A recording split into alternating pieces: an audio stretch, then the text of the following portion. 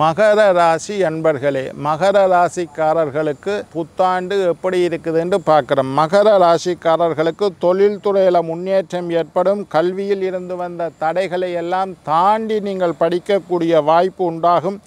வியாபாரத்தில் கொஞ்சம் கவனமாக இருங்கோ. 7.5 சனி முடிந்தது. 7.5 சனியினால் இருந்து வந்த பிரச்சனைகள் எல்லாம் முடிஞ்சிட்டது. இனி 7.5 சனியை பற்றி கவலைப்பட தேவையில்லை. வெளிநாட்டு யோகம் உண்டு. அதே நேரத்தில் எதிரிகளினுடைய பலம் குறைந்து காணப்படும். எதிரிகளை வெல்லக்கூடிய ஆற்றல் உங்களுக்கு உண்டு. அரச பதவி கிடைக்கும். வெளிநாட்டு யோகம் உருவாகும். பயணம் செய்யும் போது கொஞ்சம் கவனமாக இருங்கோ. எதிரிகளினுடைய பலம் குறைந்து காணப்படும். அதே நேரத்தில் நீங்கள் வண்டி வாகனத்தில் செல்லும்போது கொஞ்சம் கவனமாக இருங்கோ. சனீஸ்வரன் தைரிய ஸ்தானத்தில் இருக்கிறதுனால தைரியமாக காணப்படுவீர்கள். சகோதரர்களால் இருந்து வந்த பிரச்சனைகள் குறையும். சகோதரர்களுடைய ஒற்றுமை இருக்கும். மீடியா, அரசியல்வாதி, படைப்பாளிகளுக்கு நன்மை தரக்கூடிய ஆண்டாக அமையும்.